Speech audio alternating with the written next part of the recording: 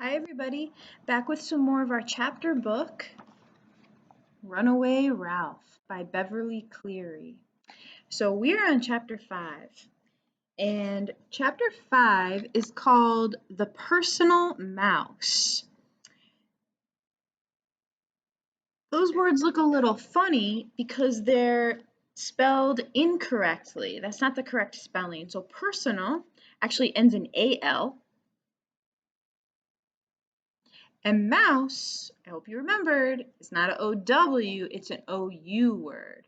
Now, we did study this. The OW words and the OU words, they make that same sound, ow, most of the time. So mouse is M-O-U-S-E. Let's figure out why the title is misspelled.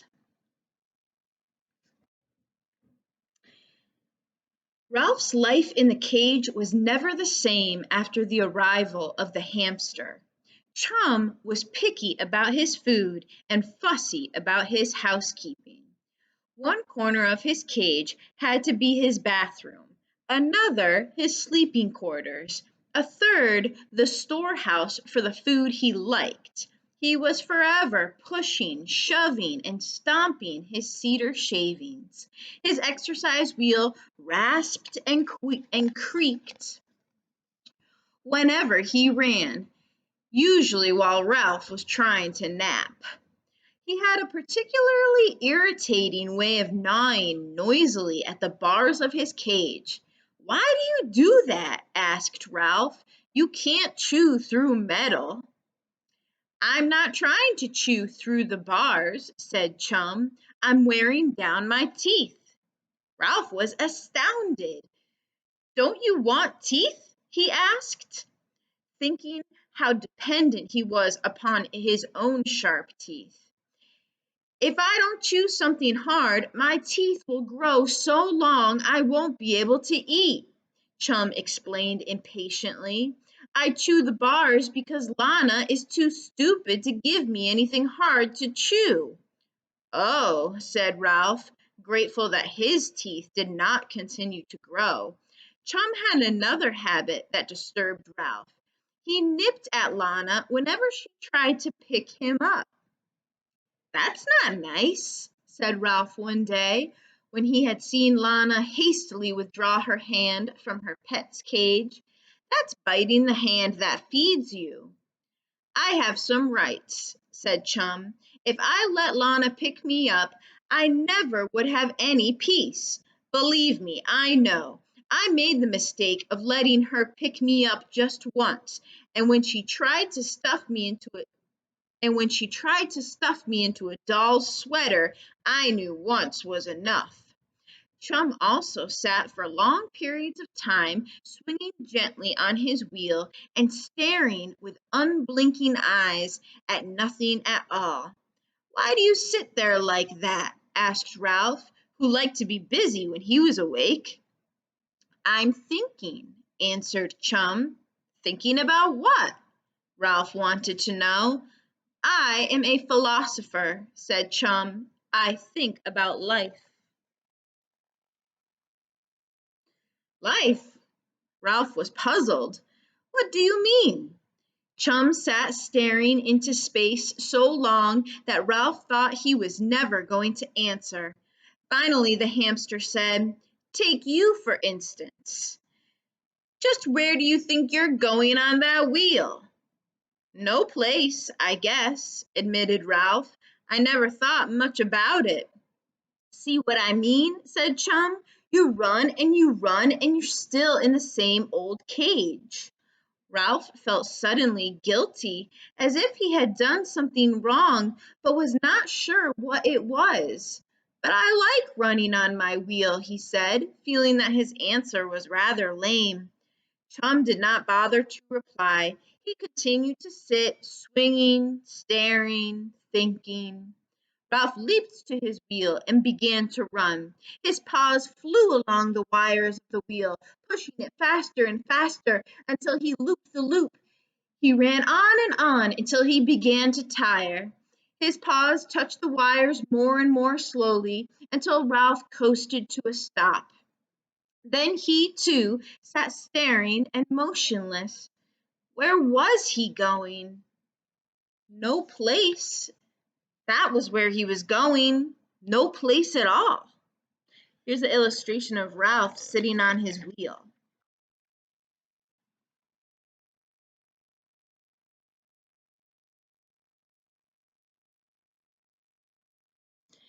Remember that word puzzled from last time I read? I think it was maybe a few times ago.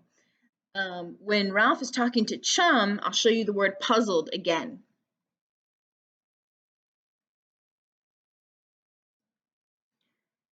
When Chum says he's a philosopher and he thinks about life, Ralph is puzzled. Remember, we learned that that means confused.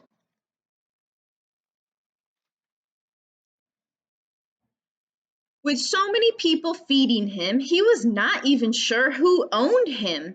Perhaps when the camp closed at the end of the summer, he would be turned out to the mercy of Catso and all those kittens. Drat, drat Chum and his talk about life, thought Ralph crossly. He has spoiled all my fun. Chum had still another habit disturbing to Ralph. Whenever his owner approached him with a bag of sunflower seeds, Chum suddenly appeared to change from a grouch to an agreeable pet. He climbed to the top of his cage, accepted sunflower seeds one by one, and stuffed them into his cheek pouches. Feeding sunflower seeds to Chum became a daily event in the craft shop. The older campers and some of the counselors gathered around Lana to watch her feed Chum, and as she handed him the seeds, they would count 14, 15. Ralph watched while Chum's cheek pouches began to bulge. 22, 23. Still Chum's face stretched. The old show-off, thought Ralph. 27, 28. Chum had grown so top-heavy that Ralph was sure he would never make it to 30. 30, 31, chanted the campers. Chum was having such difficulty hanging on that Ralph scarcely could bear to watch. 33, those paws were slipping. 34, Chum could no longer support his weight. He fell to the bottom of his cage with a thump that made Ralph cringe. 34, shouted Lana, who enjoyed the attention her pet had received from older boys and girls. That's Chum's record. Maybe he'll hit 35 tomorrow, someone said, as the campers lost interest in the hamster and went off to their riding lessons or back to their craft work.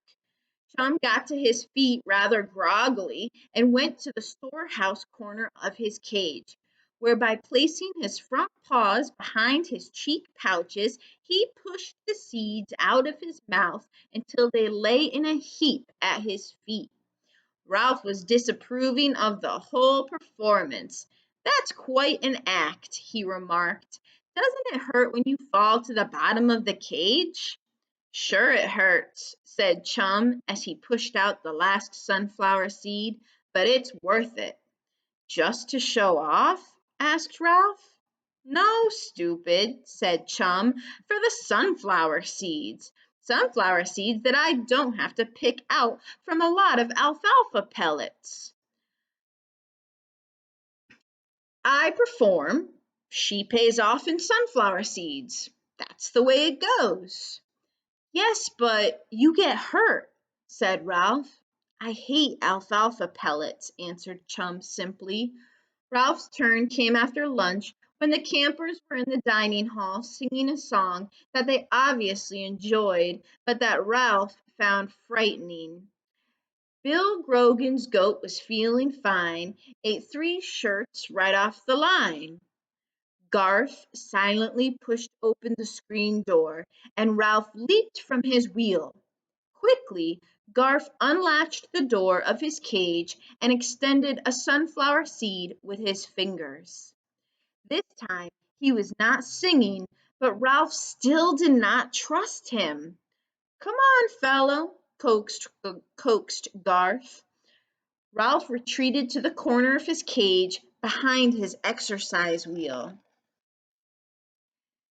"Maybe next time," whispered Garth, and hurriedly cleaned the cage and refilled the water bottle while the campers sang on.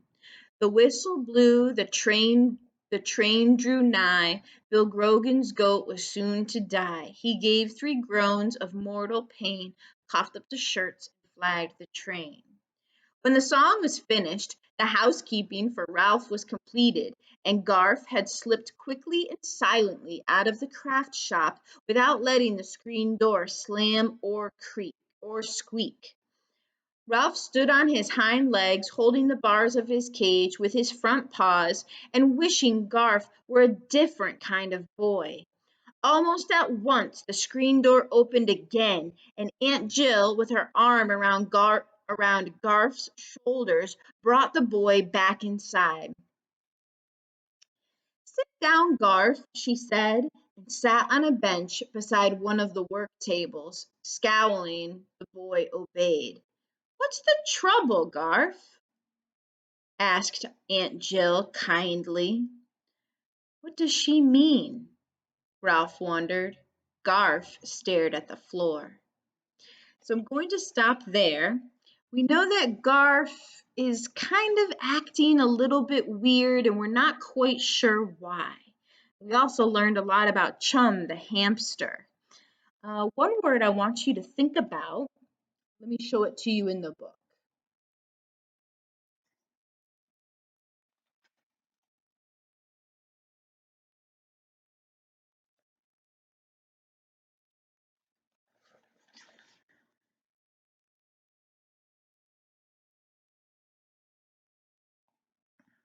Let's see.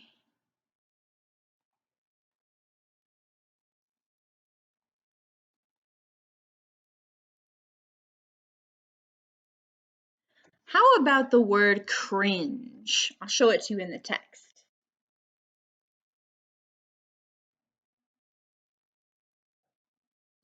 It's a verb, it's an action word. Let me read you the sentence.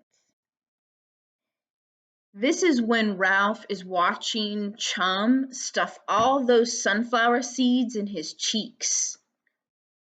He fell to the bottom of his cage with a thump that made Ralph cringe. So it's some sort of action that Ralph does when he sees Chum fall. What do you think cringe means? We'll talk about it next time. Bye, everyone.